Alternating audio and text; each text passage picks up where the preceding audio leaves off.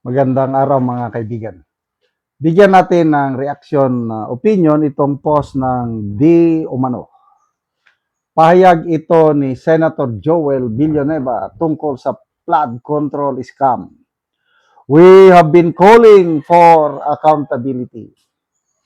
Senator Joel Villanueva said those responsible for the alleged anomalies in flood control projects should be held accountable, expressing hope that the ongoing investigations would identify and charge those involved.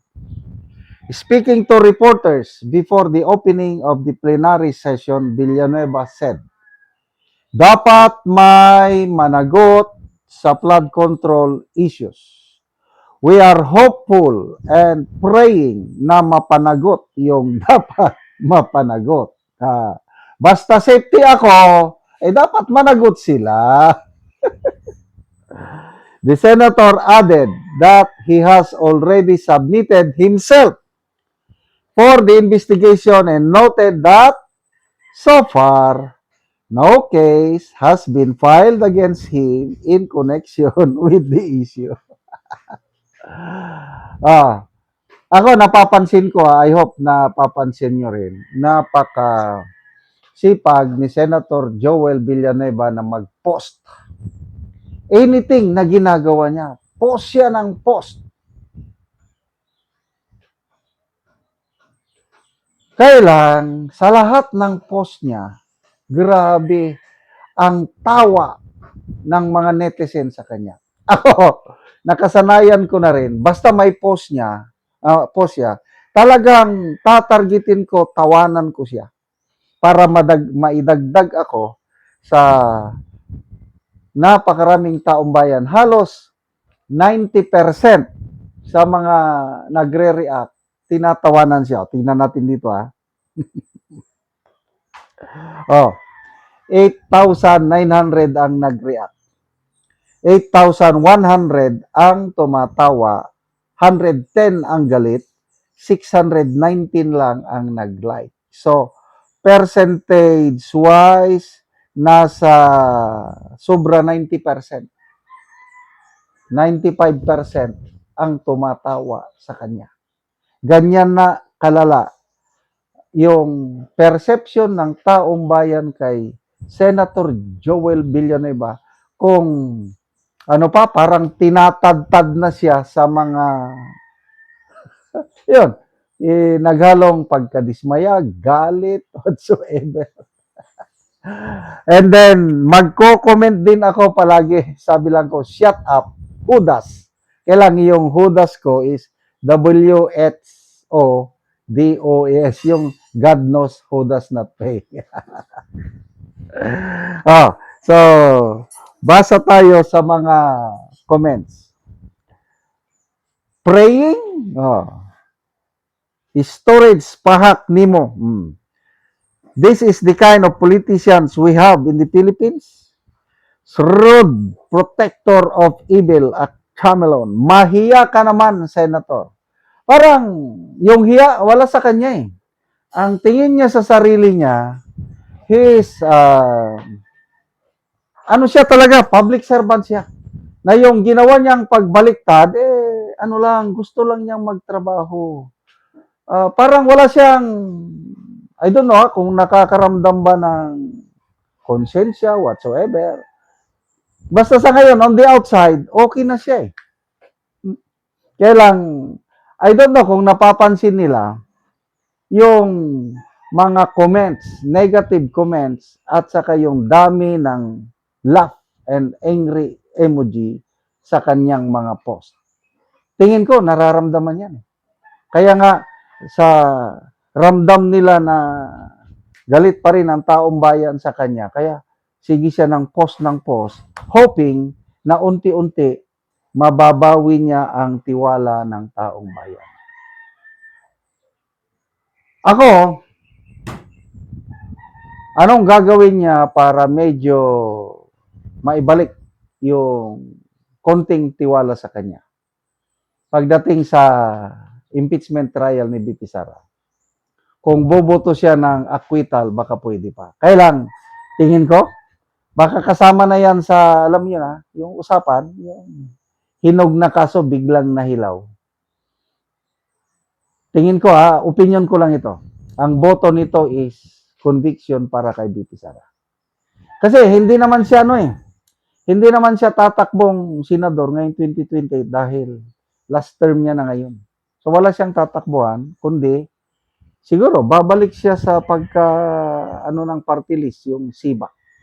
Nung una, bilib na bilib ako sa SIBAC party list kasi citizens battle against corruption.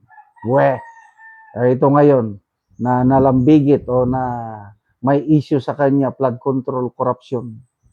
Tapos konting pressure lang, hindi niya ginaya si Jinggoy Estrada. Kaya ako ngayon, saludo ko kay Jinggoy Estrada at inaani na ni Senator Jinggoy yung kanyang prinsipyo. Kasi pumasok si Jinggoy sa Magic 12 sa survey ng Pulse Asia. Samantalang kapatid niya, si JB Ercito, wala, bagsak sa winning circle. Kaya kung ano ang iyong itinanim, aanihin mo yan. Lalo na sa mata ng Diyos. Pwede kayong mag-deny, pwedeng walang ebidensya laban sa inyo, walang kaso, pwede. Pwede niyong matakasan ang korte ng tao. Kaya lang ang korte ng Diyos, nakikita lahat ng Diyos yung ginagawa nitong mga public officials natin na nagnanakaw sa ating pera. So, kung hindi man natin makamit ang hustisya sa ngayon, hopefully sa 2028, pag-upo ni BP Sara, kung hindi pa rin, dahil kulang ang ebidensya, siguradong papanagutin sila ng God of Justice. Dahil walang makakatakas sa paningin ng Diyos. Salamat mga kaibigan sa inyong pagsubaybay sa channel nito. Nakakatulong kayo ng malaki sa tribong Talandig ng Bukidnon dahil ang income natin sa channel na ito is pantulong sa tribo. Namimigay tayo ng libreng yero at pako para makapagpatayo naman sila ng mas maayos na tirahan. Panoorin nyo ang video nito. Diri sa ipatindog nga balay sa natabangan og yero. So mao na ni ang iyang balay nga pagaatupan karon. Og mao na ni ang yero nga nahatag natabang sa ilaha nga ilang pag-iatop.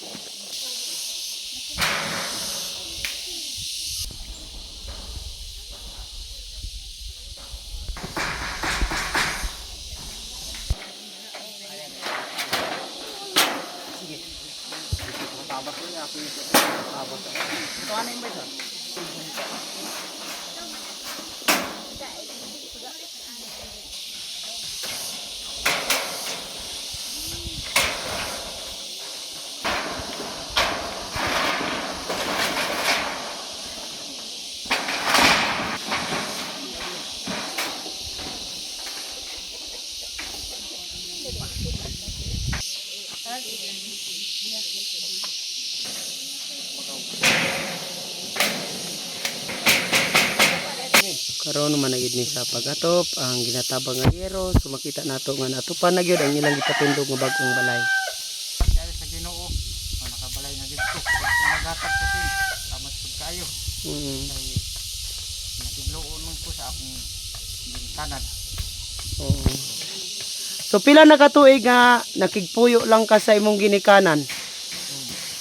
Sa akong kuan, paminaw mga 5 na gid ka tuig. 5 na gid katuig. So karon dako na ako nga pasalamat kay naamo nga nakatabang sa amo aron nga makapabarog ko sa akong kaugaling nga balay aron di na ako makidloon sa akong ginikanan. Pangalan nga pamilyado na ko. So naa na kay anak? Na anak ko anak karon isa. Ay pinaagi ini sa inyong tabang sa akong pasalamat pod na katabang sa mua kay ang among pangorta igo ra gyud sa kaon. So wala na budget para sa iatop nga yero. So salamat kayo.